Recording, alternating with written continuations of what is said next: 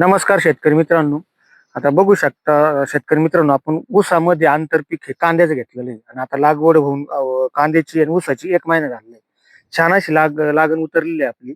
तणनाशक बी आपण मारलं होतं, टार्गा सुपर आणि गोलन त्याचा व्हिडिओ बी बनवला होता. कुठल्याही प्रकारचं तणनाशकाने आपल्या अख्खा ऊसाला झटका बसेल नाही मित्रांनो. तेवढ्यात 8 दिवस थोडा लाल झालता, पण एकदम छान अशी रिझल्ट आली तणनाशकाची.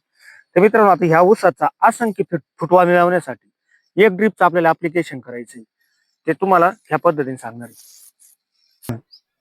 मित्रांनो, त्याच्यामध्ये आपण एक वॉटर सोल्युबलचं ड्रिंचिंग करणार आहे.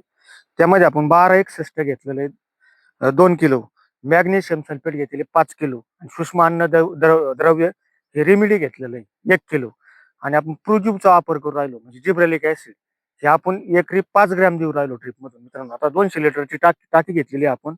तर अशा पद्धतीने ड्रिपने आपण हे ऍप्लिकेशन करू राहिलो. एकदम जबरदस्त असे येणार आहे 15 दिवसात आपल्याला फुटवे पाहायला भेटणार आहे. ऊसात जर आपण 22 जपलं, तुमचं जरी कांद्यामध्ये आंतरपीक म्हणजे ऊसामध्ये आंतरपीक कांद्याचं असेल, तर तुम्ही ड्रिंचिंग जर केलं, तुम्हाला एकदम जबरदस्त असे फुटवे पाहायला भेटणार आहे.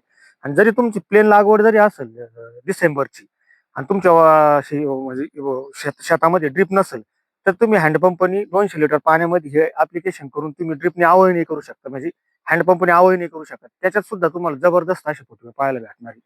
येणाऱ्या काळामध्ये आपल्याला जे 15 दिवसांची रिपोर्ट येणार आहे या ड्रिंचिंगची, ते तुम्हाला व्हिडिओ मार्फत टाकण्यात येणार आहे.